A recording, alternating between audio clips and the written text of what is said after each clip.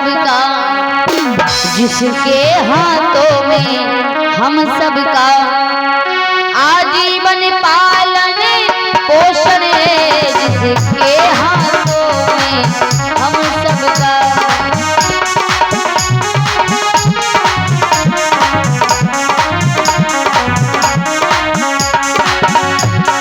बाबा जवाब दिया है,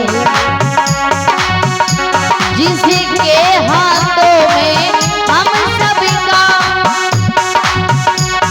आजीवन पालन पोषण है। इस कार्तिक कृष्ण चतुर्दशी को, इस कार्तिक कृष्ण चतुर्दशी को उन इंद्रदेव का पूजन है। इस कार्तिक कृष्ण चतुर्दशी को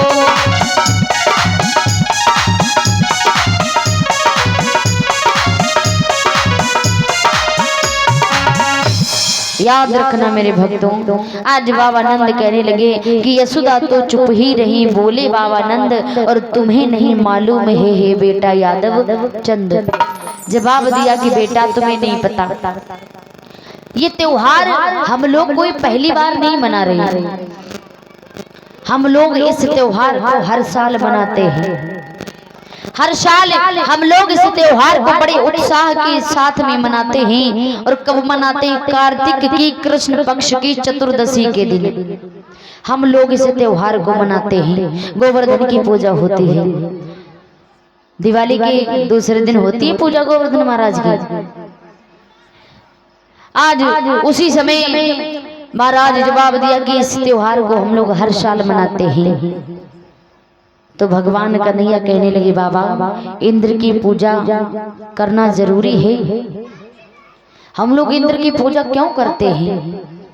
तो बाबा नंद कहने लगे कि बेटा हम लोग इंद्रदेव की पूजा इसलिए करते हैं क्योंकि इंद्रदेव की जब पूजा करते हैं तो इंद्रदेव जो महाराज हैं वो खुश होकर के, प्रसन्न होकर के इस मेघों को आज्ञा देते हैं और फिर मेघ इस पृथ्वी पर जल की वर्षा करते हैं। और जल की जब वर्षा होती है तो हमारी पृथ्वी पर हरी हरी घास उगती है, जिस पर हमारे गौएं बछड़े चरते हैं।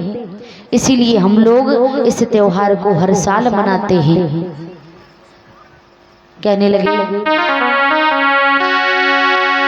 कि जो मेघों को आज्ञा देकर, जो मेघों को आज्ञा देकर पृथ्वी पर जल बरसाते हैं, पृथ्वी पर जल बरसाते हैं।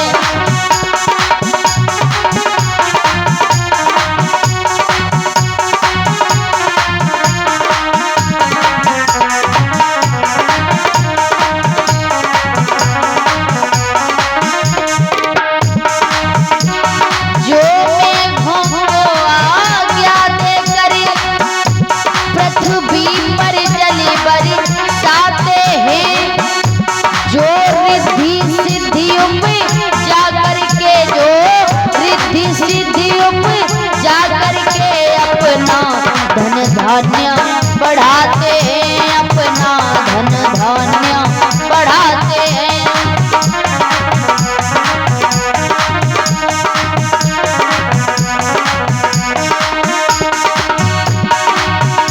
ब्रजवासी उन्हें रिझाने को उत्सव हर साल मनाते हैं। मेघ की याचना करते हैं, मेघ की याचना करते हैं, यश गाकर उन्हें रिझाते हैं, यश गाकर उन्हें रिझाते हैं।